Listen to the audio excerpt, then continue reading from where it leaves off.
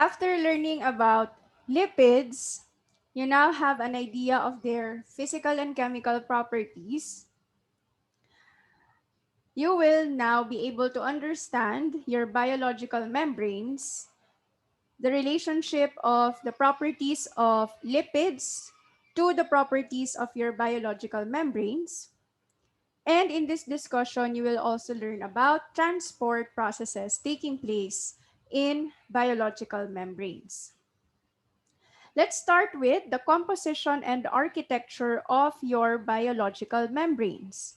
With regards to architecture, we all know that your biological membranes create or your biological membranes are your lipid bilayers. When we discussed your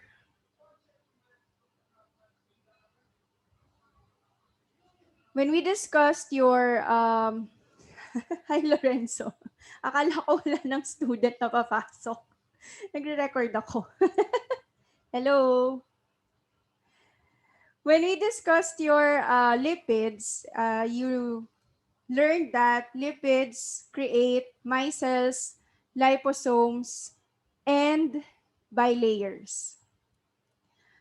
So the bilayer structure or architecture of your lipids, that's the shape of your biological membrane. With regards to composition, first let us look at the compositions of the plasma membranes of several species. So in this table, you have the components, specifically proteins, phospholipids, and cholesterol in the human myelin sheath, mouse liver, corn, yeast, paramecium, and E. coli. So you can see that across several organisms, the composition of your plasma membrane is different. For example, take a look at the composition of the plasma membrane of E. coli. You see that 75% of it is proteins, while for the human myelin sheath, 30% for proteins and 30% for phospholipids. So with this, we get an idea that there are a lot of, probably there are more biochemical processes taking place in the plasma membrane of your E. coli because the plasma membrane is rich in proteins compared to that of the myelin sheath. So in your myelin sheath, aside from some biochemical processes, protection is also important. That is why you find a greater proportion of phospholipids in the human myelin sheath. Then within an organism, the composition of a membrane also differs according to the type of membrane. So here we see the composition of plasma membranes and the membranes of other organelles in rat liver. So you see, according to this legend, you see that there is a high proportion of cholesterol in the plasma membrane of your cells in rat liver compared to the membranes of other organelles. And if we look at cardiolipin, we do not find cardiolipin in the plasma membrane, but we see it in your mitochondria and your lysosomes. So knowing the function of these phospholipids when they are part of your membrane gives us an idea why they are found in some organelles, while in others they are absent. But across all types of membranes, we see that phosphatidylcholine and phosphatidylethanolamine are the major components of your membranes. As we go along this discussion, you will find you will learn about the role of cholesterol and see why it is in high proportion in your plasma membrane.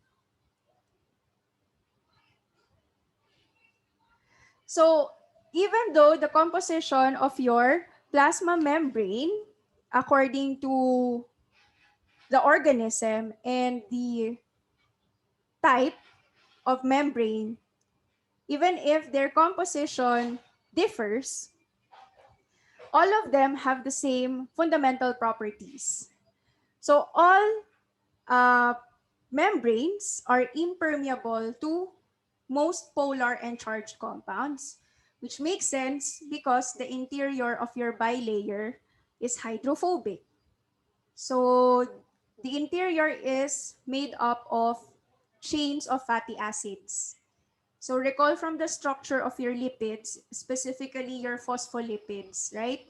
You have the polar head represented by these spheres, and then the tail, the nonpolar tail, which comprises the middle portion of your lipid bilayer.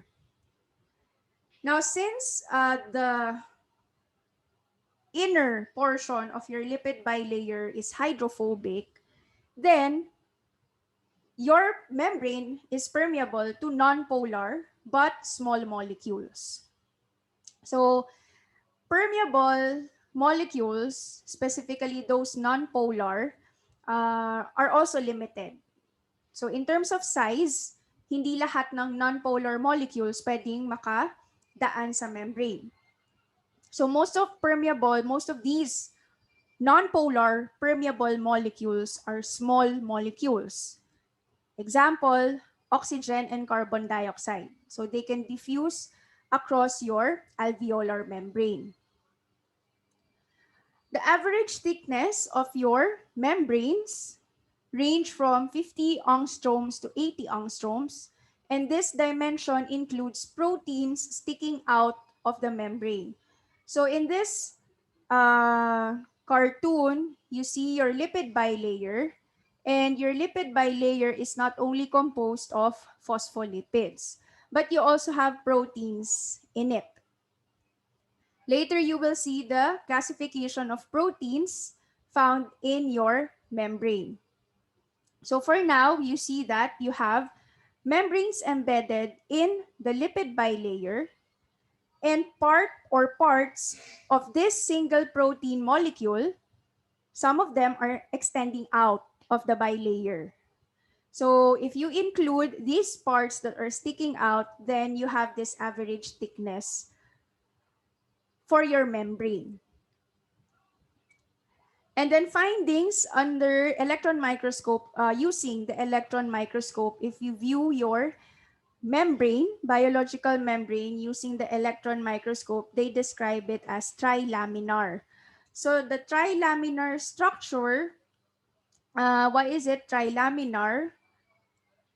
So because we have one layer is the middle one composed of the tails, hydrophobic tails of your phospholipids.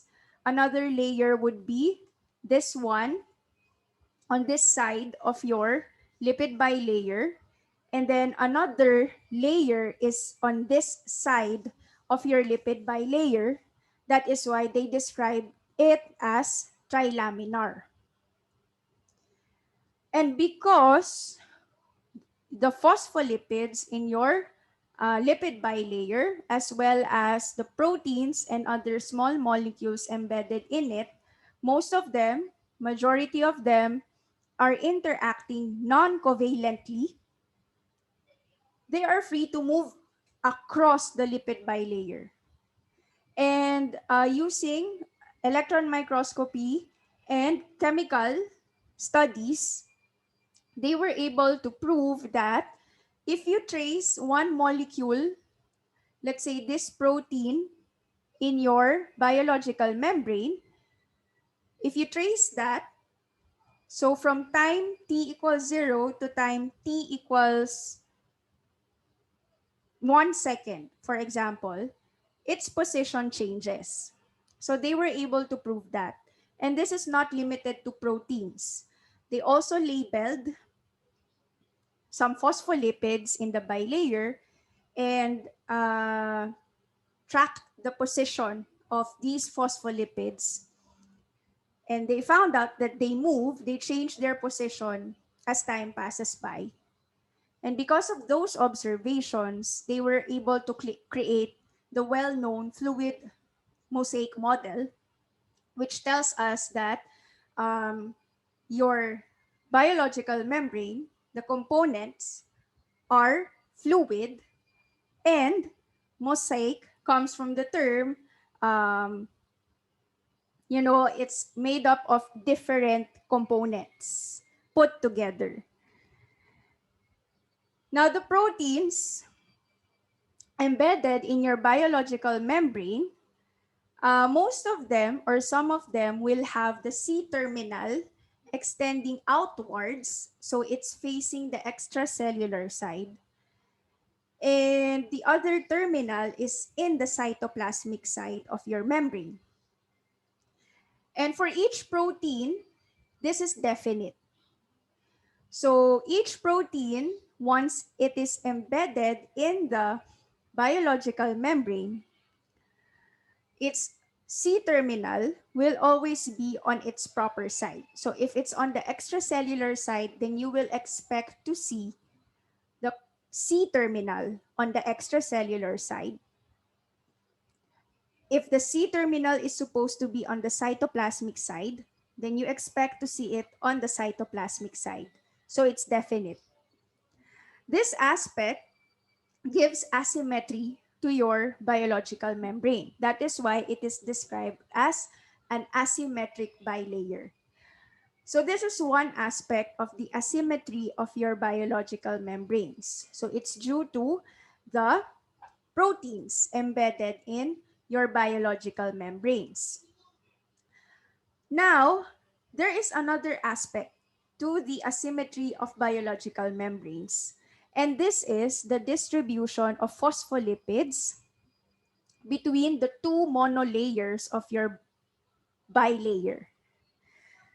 If we look at the distribution of these phospholipids in the inner monolayer and the outer monolayer, so the inner monolayer is the one on the cytoplasmic side, or this is the cytoplasmic side.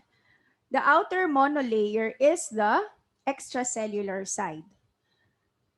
Observe that you have phosphatidylcholine and sphingomyelin. Most of them are found on the extracellular side. While the rest of your phospholipids, majority of them are found on the cytoplasmic side. And this is actually important for a lot of reasons. So I can cite an example. Phosphatidylserine, if it is found on the extracellular side, most of the time it is a signal for apoptosis. So normally you find a lot of your phosphatidylserine on the cytoplasmic side. But if there is some signal that causes the phosphatidylserine to be translocated to the extracellular side of your membrane, most of the time the consequence is apoptosis. And this is actually part of your programmed cell death.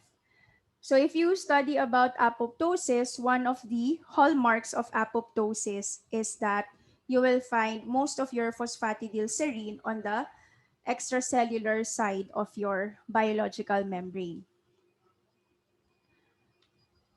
The story is different for red blood cells. For erythrocytes, they cannot initiate blood clotting without phosphatidylserine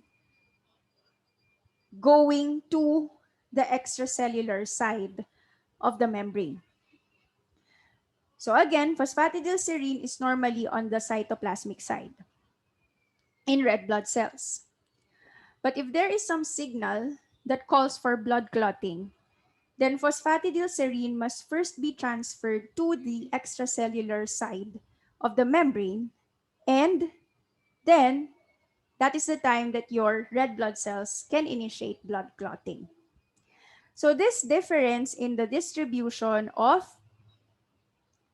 your phospholipids is not random. There is there are a lot of reasons why the distribution is like this. And in fact, this distribution is not definite.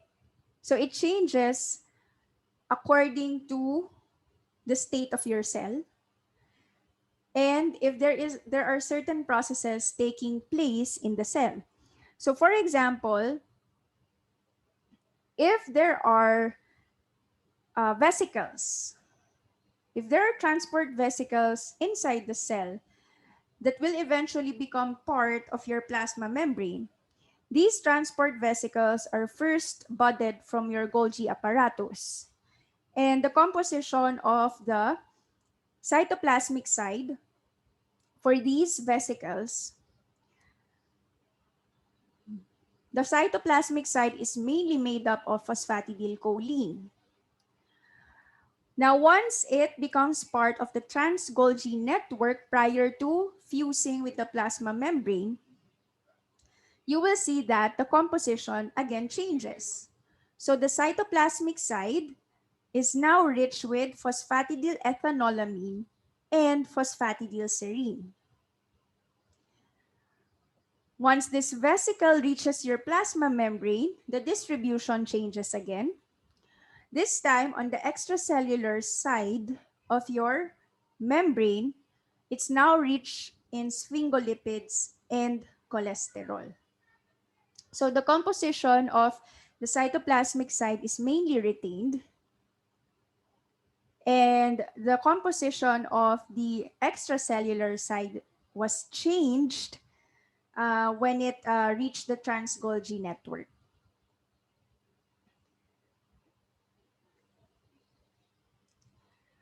We've seen that you have proteins embedded in your biological membranes. So the way these proteins interact with your biological membranes allow us to classify them into three groups.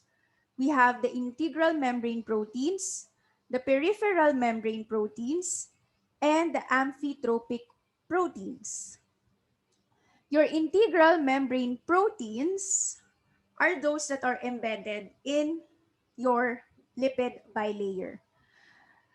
These integral membrane proteins mainly interact through hydrophobic interactions. So you have hydrophobic domains in your protein that are exposed, and these are the ones interacting with the hydrophobic tails of your phospholipids. Again, you have part of the protein sticking out, either on one side or on both sides of your membrane. So you can have a part of your protein on the extracellular side. You can have a part of the protein on the cytoplasmic side, or the protein can have parts both on the extracellular and cytoplasmic sides. Of course, those that are outside of the lipid bilayer are mainly hydrophilic portions of your proteins. Peripheral membrane proteins are those that interact transiently with your membrane through integral membrane proteins or through your phospholipids. Their interactions are mainly electrostatic in nature. So peripheral proteins can interact with charged residues on the surface of your integral membrane proteins, or they can also interact with the polar heads of your phospholipids.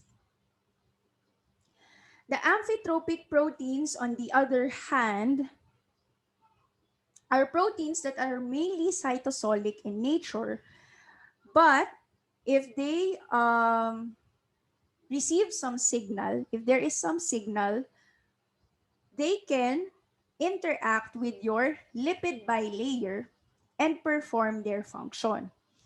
So their interaction can also be electrostatic in nature through the polar heads of your phospholipids, But some of these amphitropic proteins can also be covalently linked to your phospholipids. And this covalent linkage sometimes can be reversible. So they can form the covalent linkage if there is a need for the function of the amphitropic protein. And once it performs its role, the covalent linkage is destroyed and again it is released to the cytosol. So there are several types of integral membrane proteins. In fact, there are 6 types. So for type 1 and type 2, the integral membrane protein is composed of one transmembrane domain. So in figures like this, you see alpha helices that are embedded in the lipid bilayer, and these are what we call transmembrane domains. So for types 1 and 2, these proteins only have one transmembrane domain, and what distinguishes them from each other is the location of the C terminal and the N terminal. So both terminals are outside of the bilayer. For type 1, you see the C terminal on the cytoplasmic side. For type 2, you see the C terminal on the extracellular side. And vice versa, for type 1, you see the N terminal on the extracellular side. And for type 2, you see the N terminal on the cytoplasmic side. Now, type 3 integral membrane proteins are proteins that are composed of one polypeptide chain with more than one transmembrane domains. So you see in this representation, this is one polypeptide chain and it creates 5 transmembrane domains. For type 4 integral membrane protein, it's a single polypeptide chain, but one of its terminals is covalently linked to a phospholipid, or particularly to the fatty acid of any phospholipid in your bilayer. So that's type 4. Type 5 integral membrane protein is composed of more than one polypeptide chain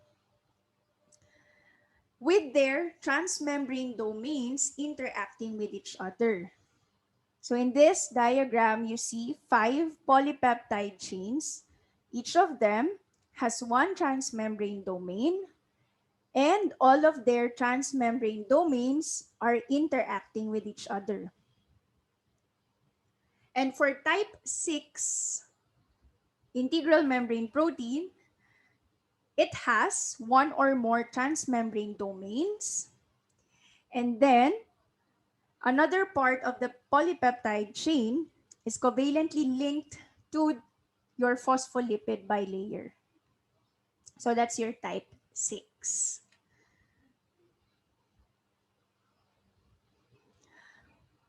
When we talk about membrane proteins, there is a field of study, very specific field of study called membrane protein topology.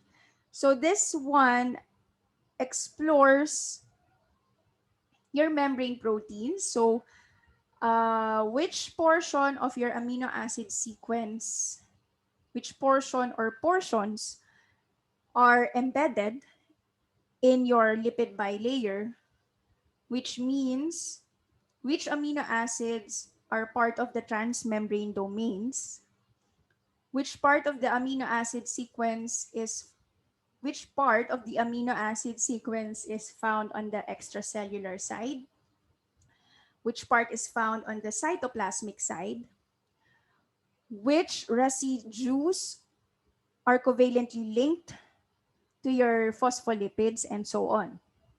So that's what you answer when you talk about membrane protein topology. So this refers to the relative positions of the N and C terminals of a membrane protein relative to the inner and outer layers of a membrane.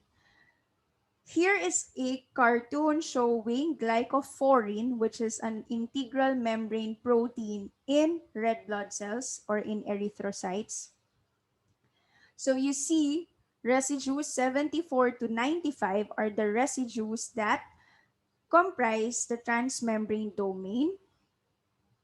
The N-terminal of this protein is found on the extracellular side, while the C-terminal is found on the cytoplasmic side.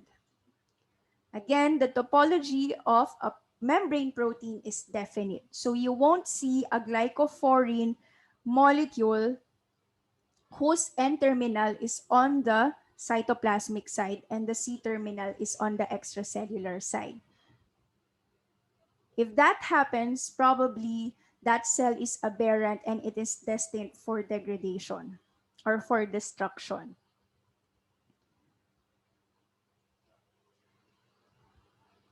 In exploring membrane protein topology, we have a parameter called hydropathy index. So it's actually possible, once you know the amino acid sequence of your protein, it's possible to compute for the hydropathy indices of each residue and create this plot. So the hydropathy index is used to predict transmembrane regions in a protein from its amino acid structure. So this index, if it's positive, it means that that residue is most likely to be found in a transmembrane residue. If it's negative, then that residue is most likely hydrophilic and is outside of the lipid bilayer. So this one, once you see at least 20 amino acid residues in sequence, so 20 20 succeeding amino acid residues having positive hydropathy indices, most likely that is one transmembrane domain. So why 20? Actually, it's 20 to 25 amino acid residues. Why 20? So because this hydropathy index considers that your transmembrane domains form alpha helices.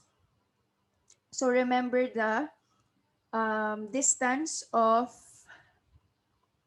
or the pit length of your alpha helix. It's 1.5 angstroms, right? So if you need a spanning domain, you must have at least 50 angstroms. That is the average, right? The average thickness of your 30 angstroms. The average thickness of your lipid bilayer without considering portions of proteins sticking out. The average thickness of your lipid bilayer is 30 angstroms. So if you want to have a domain spanning that length, then you should have at least 20 to 25 amino acid residues, and they will form this alpha helical structure. So if you see in your hydropathy index plot, 20 neighboring amino acid residues with positive hydropathy indices, then most likely that is a transmembrane domain and its structure is alpha helical. So for example, glycophorin here has one transmembrane domain as we saw a while ago. For this another example, bacteriorhodopsin, this one has 7 transmembrane domains. 1, 2, 3, 4, 5, 6, 7. Now, after using this prediction tool, you can actually perform experiments to determine the specific regions that are found in the lipid bilayer and those that are sticking out from the bilayer. So what they usually do is protease digestion. So they have the protein embedded in the membrane. So you have a region of your protein sticking out, And they use proteases that can attack the peptide bond in that location, in that boundary, the boundary between the lipid bilayer and the extracellular side. So of course, if it's a cell, you don't have the enzyme inside. So the enzyme that you use to cut the extracellular portion of your protein can only reach the extracellular portion. It cannot act on the region of the protein that is on the cytoplasmic side. So you use a protease that can cut this. So what you have left on the cell are the transmembrane domains and also the cytoplasmic region of your protein.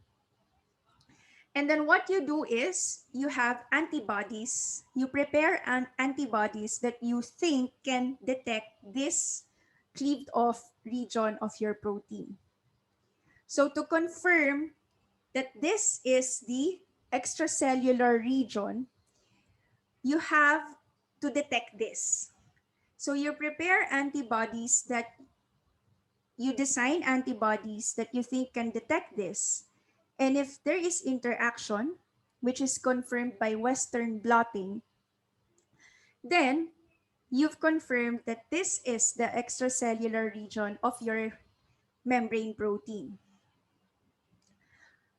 Another way is through immunofluorescence staining, which also uses antibodies, but the visualization technique is immunofluorescence or fluorescence. So your antibodies have fluorescing region. So there's a part in your antibody that can fluoresce, or you have the antibody that can catch the extracellular region. You have another antibody that can undergo fluorescence, and this can detect this antibody. So once you detected fluorescence at a certain wavelength, then you have confirmed that this is the extracellular region of your protein. So another method is epitope tagging. So this is performed by attaching epitopes to your suspected extracellular region. So you have your membrane. This is the extracellular part of your membrane protein. What you do is you attach epitopes to this extracellular region. So these epitopes can only attach to the extracellular region. It cannot attach to the transmembrane domain nor to the cytoplasmic region of your membrane protein. So it can only attach to this one. And then you use antibodies to detect the epitope. So you don't need to react it with any protease or whatsoever. So you just have the epitope attached to this extracellular region of your membrane protein, and then place the antibodies. If the position of your epitope is correct, then your antibodies can detect your epitope. And therefore, you can detect the extracellular domain of your membrane protein. Now, after detecting the extracellular domain, you can proceed with other methods to see whether it is the C-terminal or the N-terminal. You can actually isolate the extracellular region and perform amino acid sequencing to confirm whether is the sequence in the C-terminal or is the sequence in the N-terminal.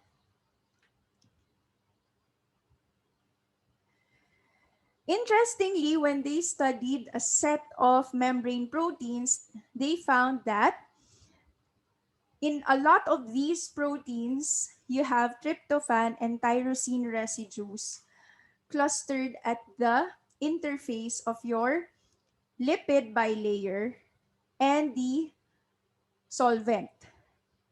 So you see here the red spheres, those are your tyrosine residues and the tryptophan residues, and the yellow ones are your tyrosine residues. So probably because the side chains of these amino acid residues are nonpolar mainly, but they also have parts that can somehow form interactions with water. They are mainly nonpolar, but they can be exposed to some water molecules without sacrificing stability. Of course, we expect charge residues to be found on the regions outside your bilayer. Another important observation they found is that in majority of your membrane proteins, lysine residues are almost always on the uh, cytoplasmic side of the lipid bilayer. So the positively charged lysine residues.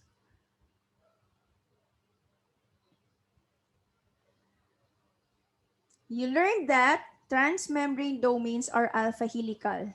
So their secondary structure are alpha helices. So not all membrane proteins are like that. So there are membrane proteins that are or that form beta sheets as their secondary structures. However, we cannot use the hydropathy index to predict for these structures in membrane proteins. The hydropathy index can only predict for alpha helical transmembrane domains. But there are quite a number of trans or integral membrane proteins found to be made up of beta sheets. And in fact, most of them assume this shape called beta barrel. So you have at least 8 beta sheets that interact with each other and they form this barrel shaped structure. This barrel shaped structure is actually related to their function.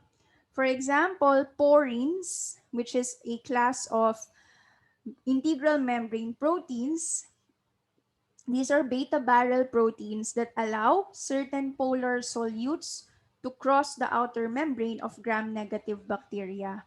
So many of your integral membrane proteins in bacteria assume this shape, the beta barrel structure.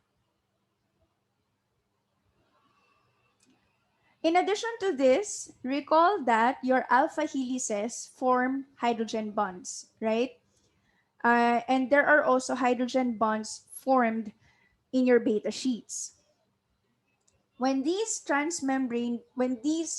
secondary structures become part of your transmembrane domains, they maximize the hydrogen bonding, the intra-chain hydrogen bonding that they can form. So maximizing intra-chain hydrogen bonding increases the stability of your integral membrane protein.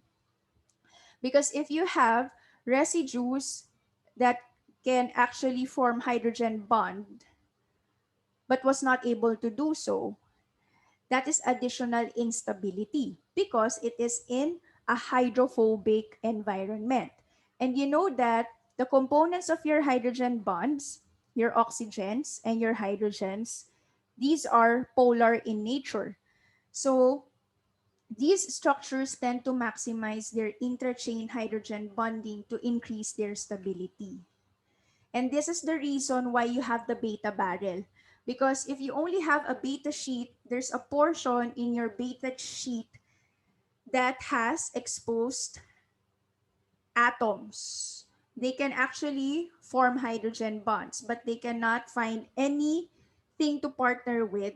So the tendency for your beta sheet is to fold. That maximizes the hydrogen bonding.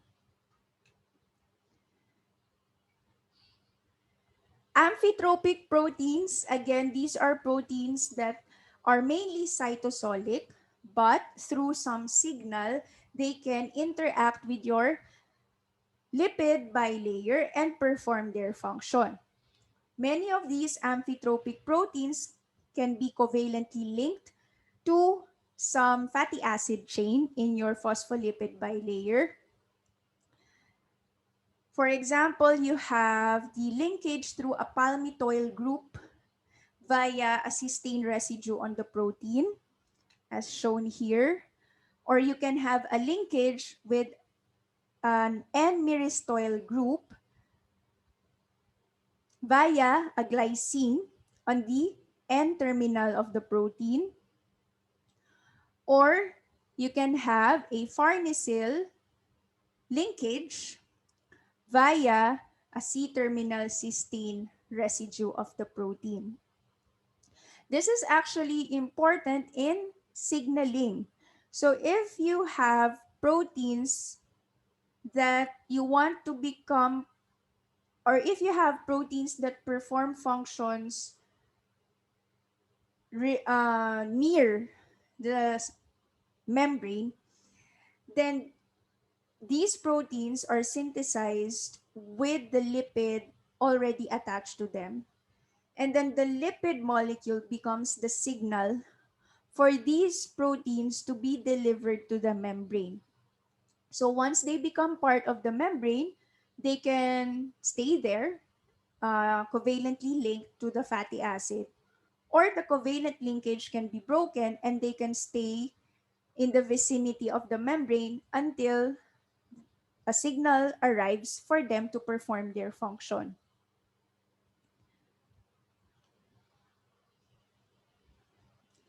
Let's go to the dynamics of your biological membranes.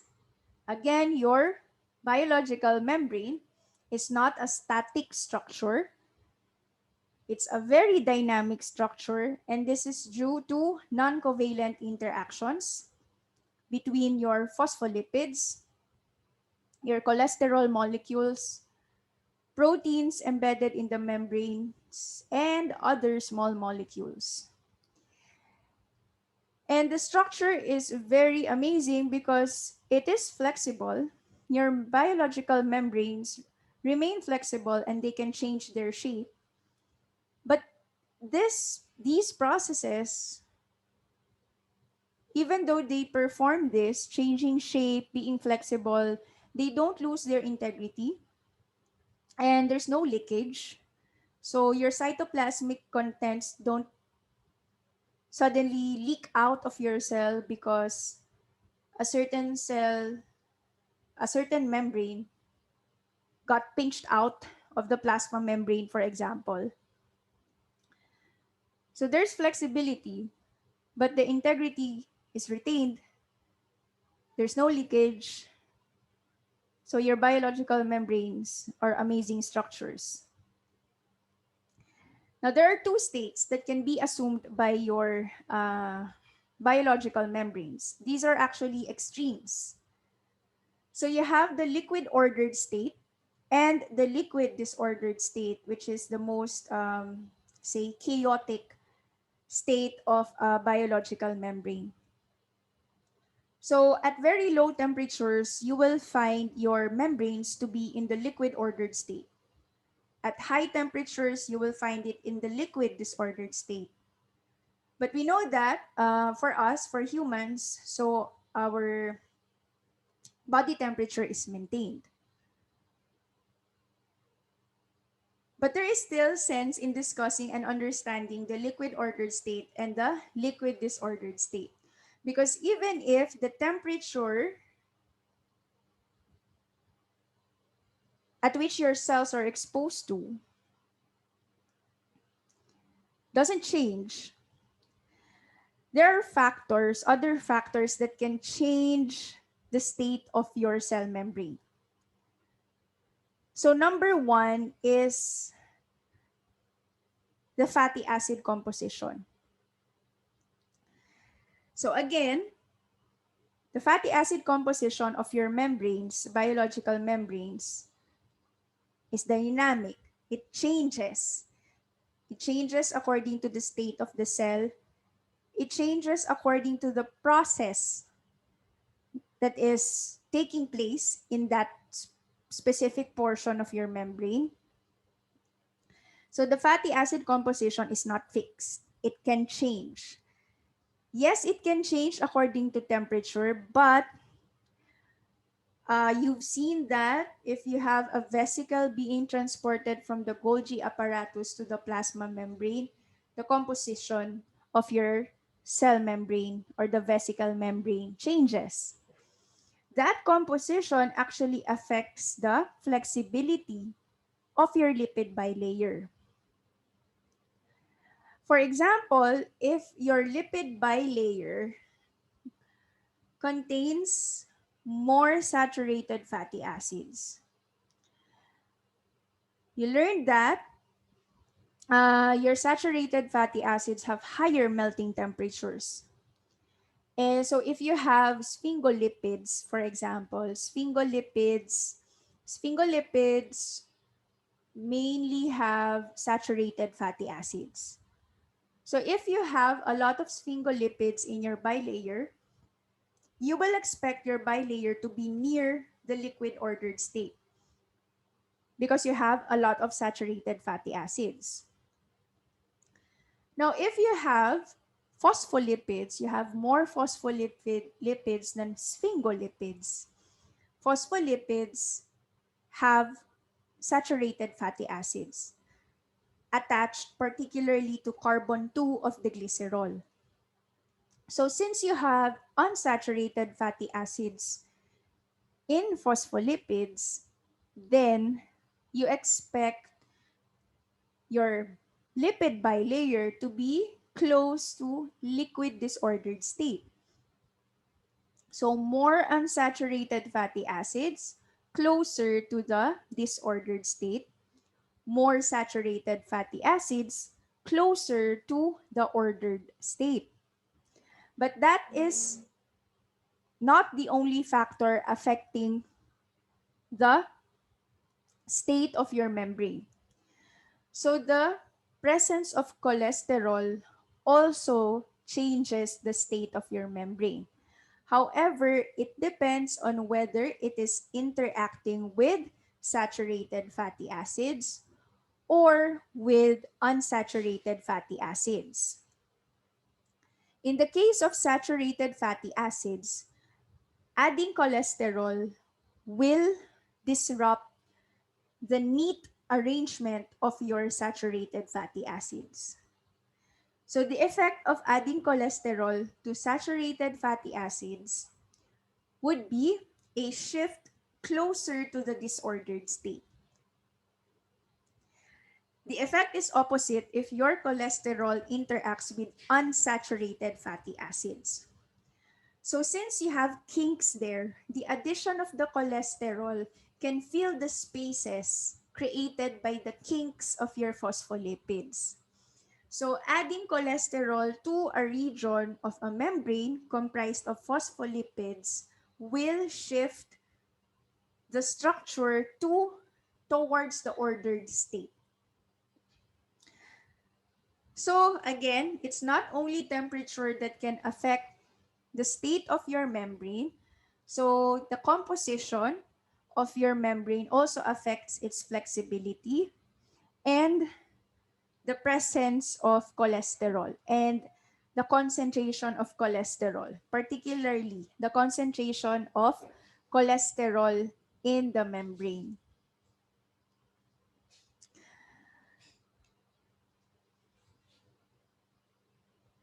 Your phospholipids can actually be translocated. So aside from lateral movement, so for example, you have a phospholipid in the extracellular side. This phospholipid can change its position, right? And this lateral diffusion, called lateral diffusion, is very fast. So a phospholipid can move 1 micrometer per second. That's very fast. It's also possible for a phospholipid to be translocated, let's say from the extracellular site to the cytoplasmic site. But this process is very slow. Hence, it is aided by enzymes. Now, why do we need to translocate a phospholipid? It's also one of the mechanisms by which the cell can change its distribution of phospholipids. So the distribution of phospholipids between the extracellular side and the cytoplasmic side. So the enzymes that can catalyze this translocation of phospholipid are classified into three. So you have the flipase, floppase, and the scramblase. So the flipases translocate phosphatidyl ethanolamine and phosphatidyl serine from the extracellular to the cytosolic side. So the function is very specific. And this one is ATP dependent. Flopases, on the other hand, translocates phospholipids from cytosolic to extracellular side and is also ATP dependent. So flipases, extracellular to cytosolic, flopases, cytosolic to extracellular. And then we have scramblases. So scramblases move any phospholipid across the bilayer down its concentration gradient. So it is ATP independent. So it's not specific. It can move any phospholipid. So for example, uh, most of your phosphatidylserine are on the cytosolic side. So your scramblase can help move some of the phosphatidylserines from the cytosolic side to the extracellular side. So the cytosolic is rich in phosphatidylserine. You have very low concentration of phosphatidylserine on the extracellular side. So when we say down the concentration gradient, that means from an area of high concentration to an area of low concentration. So the scramblase takes advantage of this and helps any phospholipid to move across the bilayer. So there is no need for ATP. And we also have phosphatidyl inositol transfer protein. So this is a very specific transfer protein. It transfers phosphatidyl inositol and it might be important in lipid signaling and membrane trafficking. So if you have some vesicles created inside your cell, probably this transfer protein helps in getting this vesicle to where it is supposed to go.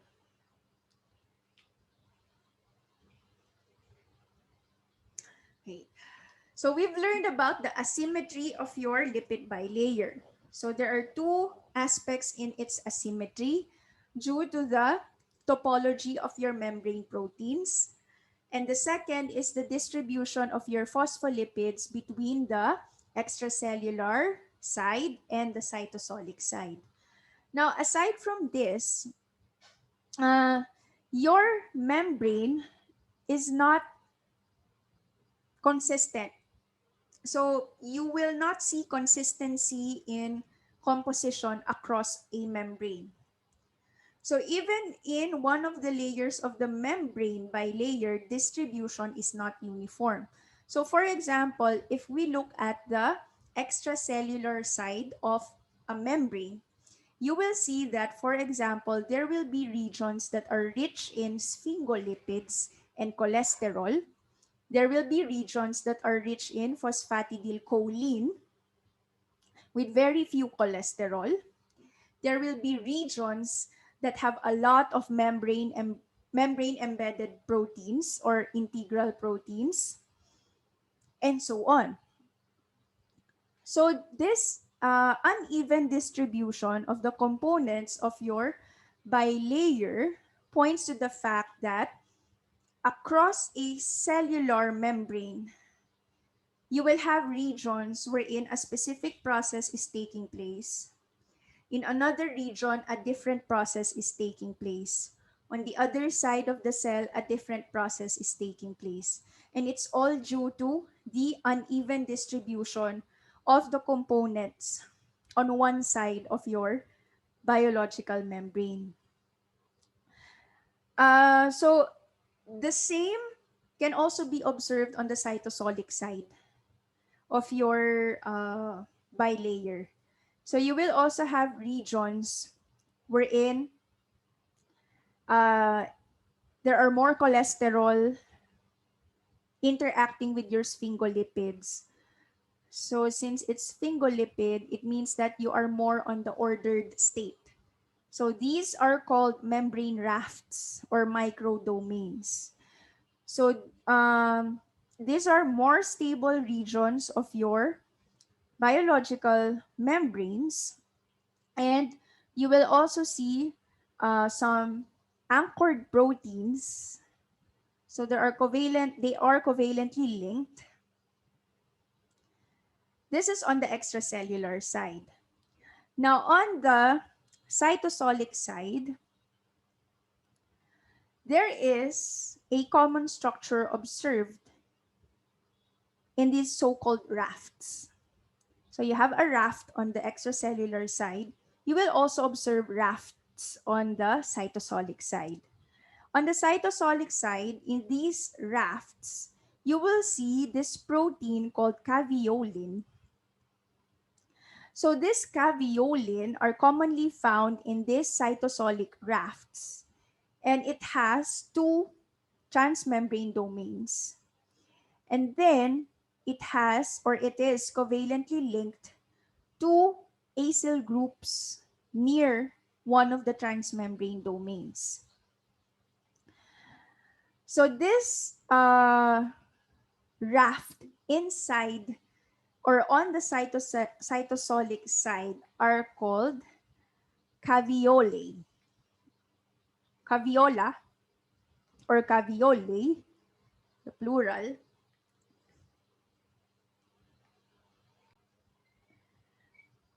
So what is the function of these caveolin proteins?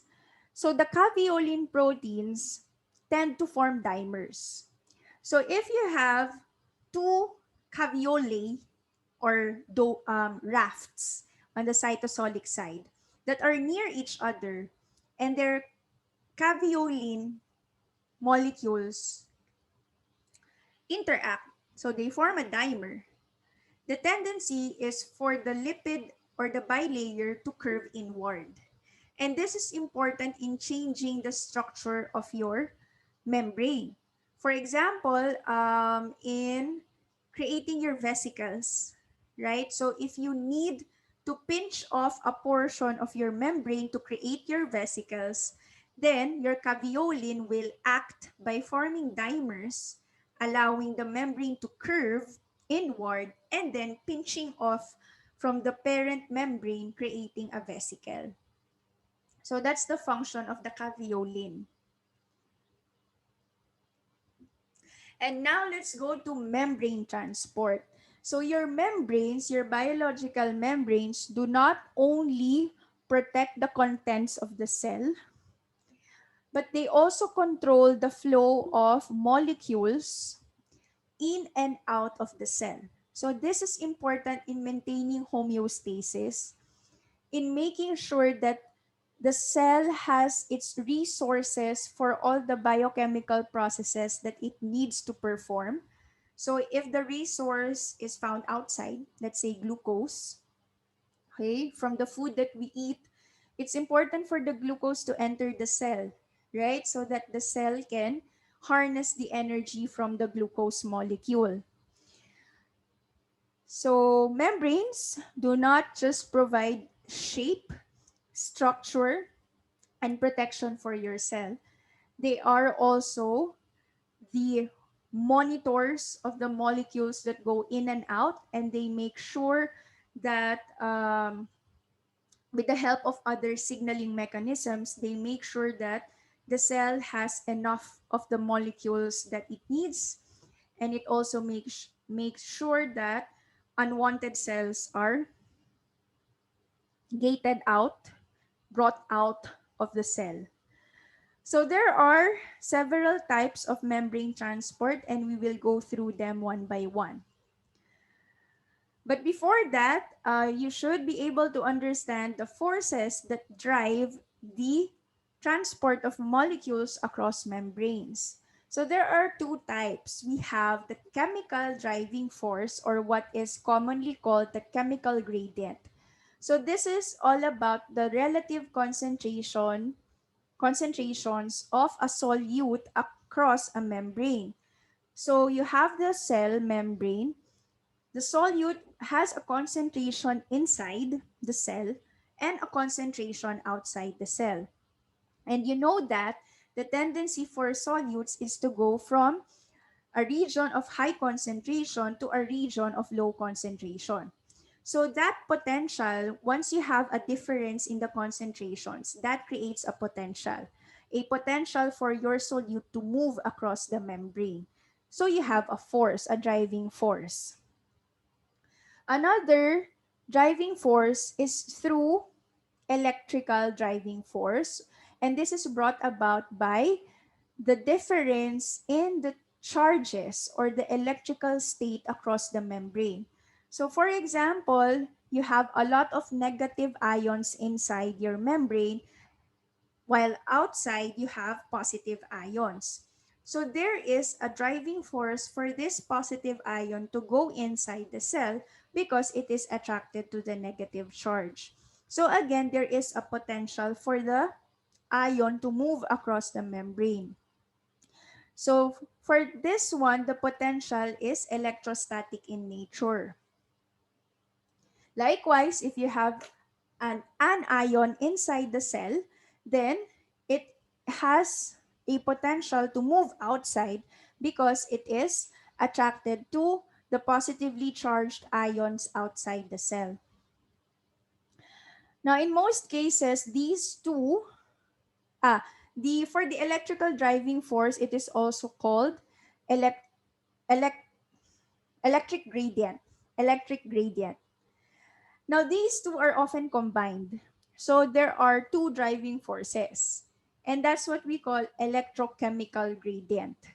So because your solutes are ions, so aside from their concentration driving them, there is also a potential for them to move according to their charge.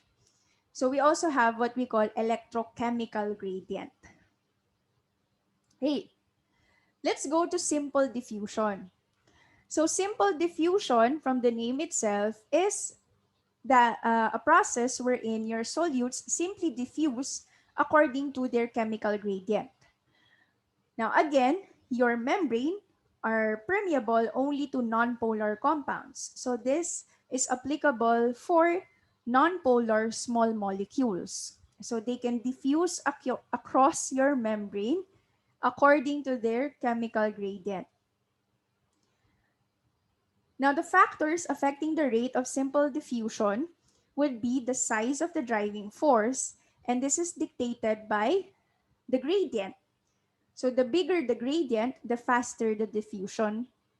Like, if you have, if, okay, if you have blood passing through your alveolar membrane, and this is rich in carbon dioxide, for example. So since it is very rich in carbon dioxide, the concentration of carbon dioxide is very high compared to the concentration of carbon dioxide in the air inside the lungs. So the tendency of the carbon dioxide would be to go across the alveolar membrane away from the blood. The same goes for oxygen. The oxygen, let's say 0% oxygen in this blood passing through the alveolar membrane, and you have 20% oxygen in the air, right? So there is a difference. Hence, your oxygen can cross your alveolar membrane and enter the bloodstream. But your carbon dioxide molecules, because of the larger gradient, which is, let's say, for this portion of your blood, let's say carbon dioxide concentration is at 40%, 30%, for example. For this region, I'm not saying for the entire stream of blood, 30% versus the very minimal amount of carbon dioxide in the air, then there is a greater driving force for carbon dioxide to pass through the alveolar membrane. So that is what is meant by the driving force, the size of the driving force. It's the difference of the concentrations across the membrane. The bigger the difference, the faster the diffusion. Of course, membrane surface area. That is why you have a lot of alveoli in your lungs, so that you have more oxygen diffusing in and more carbon dioxide diffusing out. And of course, membrane permeability. So if you have two molecules and then one is more nonpolar, then this more nonpolar molecule can diffuse across the membrane faster. Now, the factors affecting the permeability of your membranes, aside from the solubility of the diffusing substance and the size and shape of the diffusing substance, remember your temperature can change the flexibility of your membrane. So if it's more flexible, then it is more permeable. And also membrane thickness. So do you recall we have those rafts? So diffusion across those rafts is slower than in other regions of your biological membrane. Now, what about your polar small molecules? So since they are polar, they cannot interact with the hydrophobic inside of your bilayer, right? It's not favorable. So it needs energy for it to cross the lipid bilayer.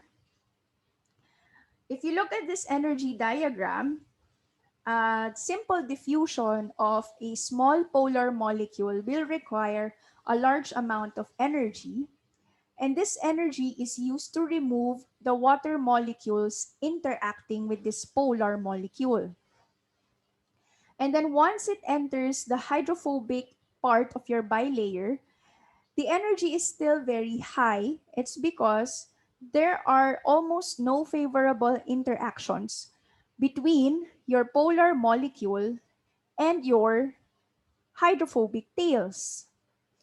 And then, once it exits into the cytoplasmic side, for example, so there is energy needed for this molecule to be extruded out of your bilayer. And then the energy decreases, so stability is gained once the polar molecule interacts with water again. So this is not favorable because of the high demand for energy. Hence, we have facilitated diffusion. So it's still diffusion. So it follows the the chemical gradient. It follows the chemical gradient, but you have a facilitator. So it facilitates the diffusion of the small polar molecule to avoid this very energy demanding process. So your transporter, in general, it provides a channel for the small polar molecule to cross the lipid bilayer, and it avoids this energy demanding process. So the increase in energy here is again just for the water molecules to be removed from the polar molecule, and then it enters the transporter and then exits again on the other side of the membrane. So we have these proteins called transporters, and they help in facilitated diffusion. Now, there is another class of proteins called ion channels, and these are specific for ions. So they are the ones that allow the passive diffusion of your ions across your membrane. These ion channels are often distinguished from your transporters through their structure. So for one, your ion channels only have one gate, so-called gate, while your transporters have two gates. So the gate of your ion channel can be on either side of the protein. For your transporter, So you have two gates on, you have a gate on each side. And they observe that these gates never open together. So one gate opens first and allows the molecule or the ion to go inside. And then the entrance is closed, and then the exit gate opens, allowing the ions or small molecules to go out to the other side of the membrane. So your ion channels can also act down a chemical gradient, the same for your transporters. But for transporters, okay, you have transporters involved in facilitated diffusion. You have ion channels involved in facilitated diffusion. But take note that you can also have these types of transporters involved in active transport. Okay, so we will go to active transport in a short while. First, let's go to the classes of transport systems. So we're back to your transport systems. These are not your ion channels, okay? These are your transporters. So there are uniports. So when you say uniport, it moves the solute, it moves only one solute across the membrane. So that's a uniport. And then you have co-transport systems. So from the name itself, co-transport, then it means that it moves two solutes across the membrane. Now, you can have a symport or a symporter moving the two solutes in the same direction across the cell membrane.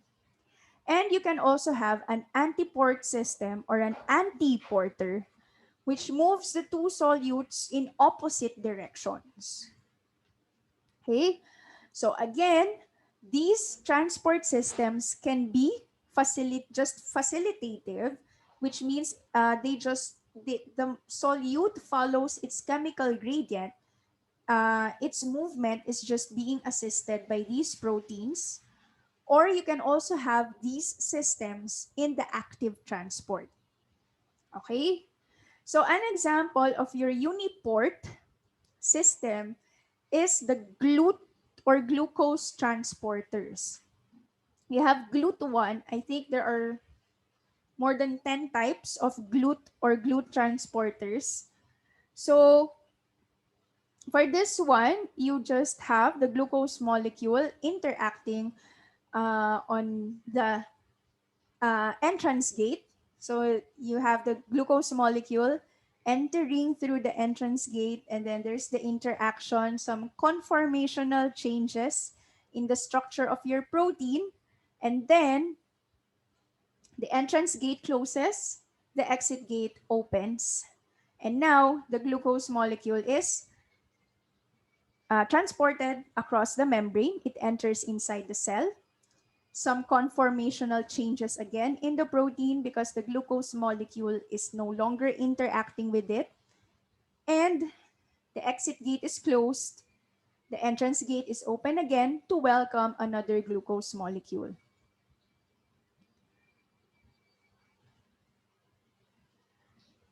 Then this is an example of an antiporter or an antiport system. So this is the chloride bicarbonate exchanger of your red blood cells. So you have the bicarbonate ions being transported out of the cell and chloride ions being transported inside the cell. Then we go to active transport. So all of the processes that you have seen, those are passive processes, meaning you don't need energy. Everything depends on the chemical gradient or the electrochemical gradient if you are talking about ions. So in active transport, from the name itself, you need energy, which means that you will move the solute against its chemical or electrochemical gradient. So there are two types of active transport, the primary active transport and the secondary active transport. So in the primary active transport, the process of transporting the solute is coupled with a chemical reaction.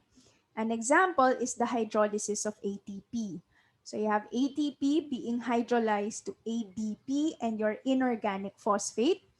This energy will provide the means for the solute to go against its chemical or electrochemical gradient.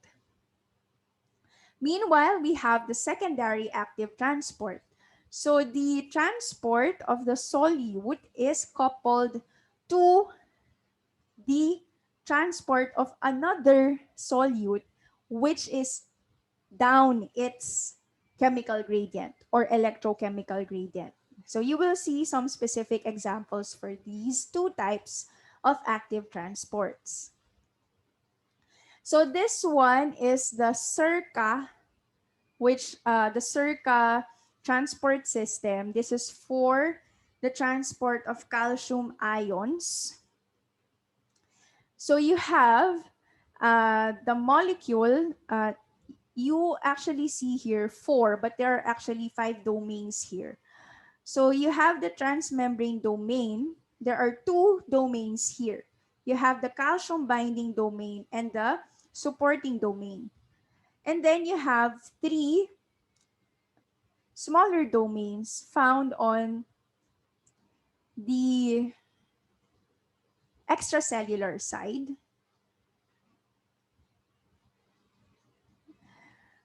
I think, no, this is the cytosolic side. So you have the ATP molecule binding to this N domain. So it's N for nucleotide because it binds the ATP. So once the ATP binds, so there are structural changes, and this allows the calcium ions to enter and interact with the transmembrane domain. At the same time, your N domain moves towards the P domain, where a specific aspartate residue gets phosphorylated. So that's why it's called the P domain, because this is where phosphorylation takes place. Now, once it gets phosphorylated, again, you have structural changes, and this allows your calcium ions to exit on the other side of your membrane. And then what happens is that the phosphate from your P domain gets released. So it gets released, and then the structure goes back to the initial stage, and then the cycle repeats itself. Now, for this type of active transporters, they are generally called ATPases because the translocation process is coupled with the hydrolysis of ATP, and they actually have a general structure. So you have the transmembrane domains, the T domain and the S domain. The D domain is mainly the one binding with the solute, and you have the support domain. You have the phosphorylation domain, as you have seen in circa, and then you have the nucleotide binding domain, and then you have the actuator domain, which helps the transmembrane domains change its structure to allow the binding of the solute and the release of the solute to the other side of the membrane. So you will see that these ATPases have the same general structure. So this is your calcium ATPase, the circa I was talking about. And then the sodium potassium pump or the sodium potassium ATPase. You also have the proton pump or the proton ATPase. And you also have the gastric high proton potassium ATPase.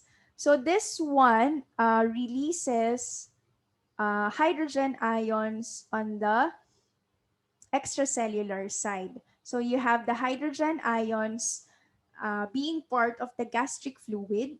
So hydrogen ions will be pumped out of the cell, and that increases the concentration of hydrogen ions, therefore lowering the pH of your gastric fluid. And then we have the uh, other types of ATPases. So we have the V-ATPases and the F-ATPases. So these transporters also uh, use hydrolysis of ATP to achieve the movement of the solute across the membrane. These are actually proton pumps. So the VATPase is found in the vacuole, thus the name VATPase. And what it does is that it pumps protons inside the vacuole. Kasi your vacuoles, inside your vacuoles, this is where some of your degradation processes take place. So the acidity of your vacuole helps in these degradation processes, such as degradation of proteins. And then you will find the F-ATPases in your mitochondria. So this is where you see proton pumping inside and outside of the mitochondria. And this is actually coupled with, the cell can couple this with the synthesis of ATP or vice versa. Okay. Now let's go to secondary active transport. So in secondary active transport, uh, you have one pump that moves ions across the membrane. So an example would be this proton pump in bacteria, which pumps protons out of the bacterial cell wall. Now, in the vicinity, you find your lactose transporter or lactose permease. Now, this transporter takes advantage of the proton's movement down its chemical gradient. So you have a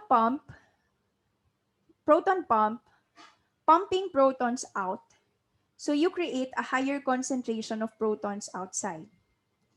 Now, it can move down its chemical gradient. So this transporter is like a passive or facilitated transport for your protons, right? But since this is down the chemical gradient, the energy it releases can be used by this transporter to bring lactose inside the bacterial cell. So this is your secondary active transport. So you have one proton. So this is not your active transport. Uh, Sorry. So this is also an active transport. So this one is just pumping protons out of the cell against its chemical gradient. So you are using energy for this one. Now, when the protons move down their chemical gradient, then this is the one being used by the lactose transporter to bring lactose inside the cell. Okay, that's this one. This is the highlight of your secondary active transport. But you need this one for you to have a secondary active transport. Okay. Now, in one of the mechanisms for membrane transport, here, you see here ionophore mediated ion transport. This one is also another mechanism for passive transport. This is a facilitated diffusion type of transport. So you have a molecule called ionophore, which binds your ions.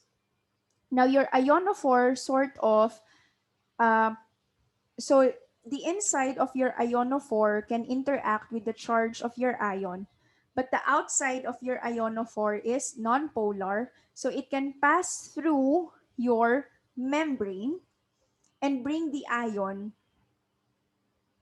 inside your cell. And then the ionophore can again simply diffuse out of your cell membrane. Now some of your antibiotics have this mechanism. So an example is valinomycin, which is a peptide ionophore that binds potassium ions. So what happens is that your bacterial cells normally regulate the amount of their potassium ions. So they pump potassium ions outside. But with this valinomycin, it can bind the potassium ion and perform facilitated diffusion, right? Down the chemical gradient of your potassium ions. So you have potassium ions entering the bacterial cell. And that causes death in your bacteria. Okay? And then as the last part for this discussion, let's relate your transporters to a disease, specifically your diabetes type 1. So diabetes type 1 is described as the inability of your pancreas to produce insulin.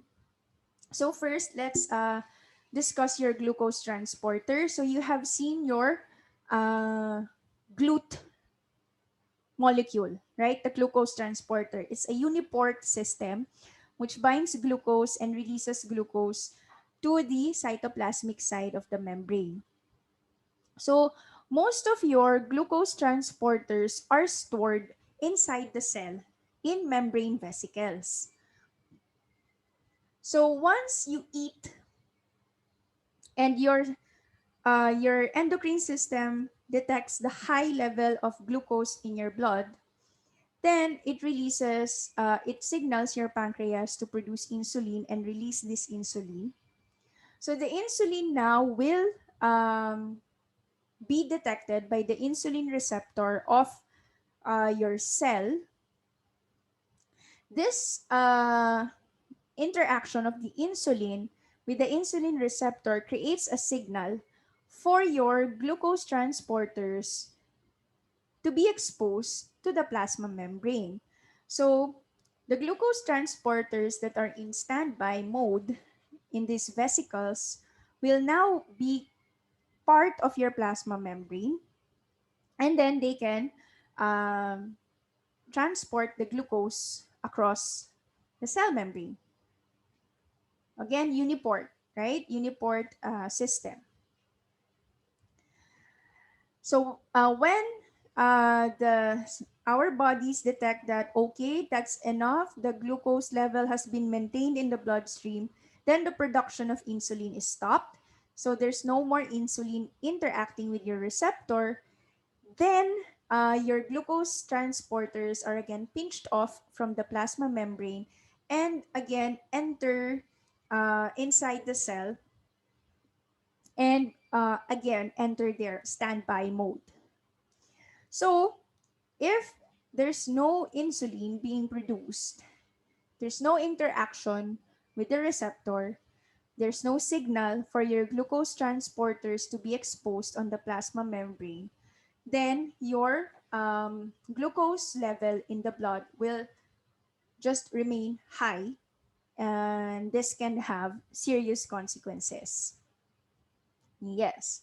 So here we see the relation of your transporters, their role in maintaining homeostasis, and once this their function is